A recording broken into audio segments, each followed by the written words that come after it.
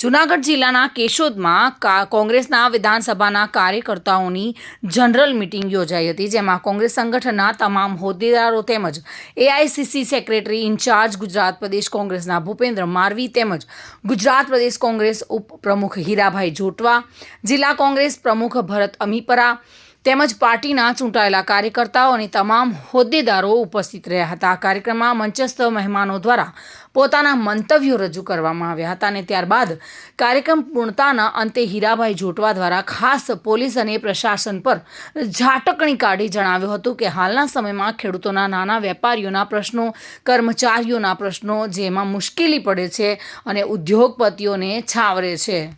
આવો જાણીશું શું કહી રહ્યા છે હીરાભાઈ જોટવા.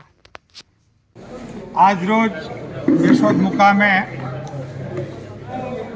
એઆઈસીસીના સેક્રેટરી ભૂપેન્દ્રજી મારાવીના અધ્યક્ષસ્થાને મિટિંગ હતી. એમાં ખેડૂતોના પ્રશ્ને, નાના અને મધ્યમ વેપારીઓના પ્રશ્ને, કર્મચારીઓના પ્રશ્ને જે મુશ્કેલીઓ પડે છે અને સરકાર મોટા ઉદ્યોગપતિને જ માત્ર મદદ કરે એવી સુરત હોય છે. સાથે સાથે લો એન્ડ ઓર્ડર એટલે કે કાયદો અને વ્યવસ્થા છે એ ભાંગી પડી એવી ખૂબ કેશોદમાંથી રજૂઆત આવે છે. કેશોદમાં લાંબા સમયથી ચોરી થાય છે, એમના કોઈ આરોપી છે પકડાતા નથી.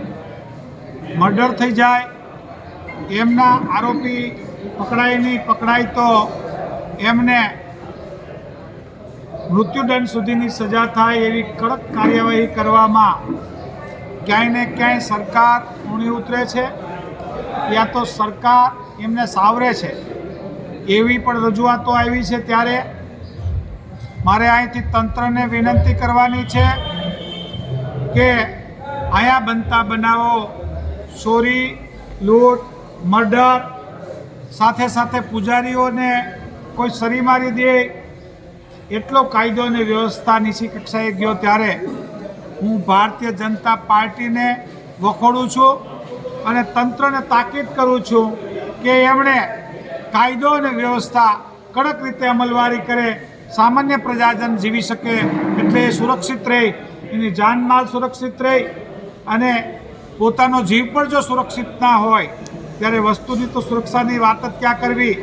જ્યારે કેશોદમાં પોલીસ લોક દરબાર ભરે ત્યારે માત્ર ને માત્ર ટાર્ગેટ પાથરણાવાળાને કરે છે, પણ આવી મોટી જે ચોરીઓ, મોટા ગુનાઓ, મર્ડર સુધીના 307 સુધીના આ વ્યાજખોરોને સાવરે છે. તો મારી તંત્રને તાકીદ છે કે જો લો એન્ડ ઓર્ડર એક સારી રીતે નહીં ભજવે તો ના છૂટકે અમારે ગાંધી સિંધિયા માર્ગે આંદોલન કરવાનો સમય. મધુ રાવલિયા સાથે bureau report, today Gujarati news.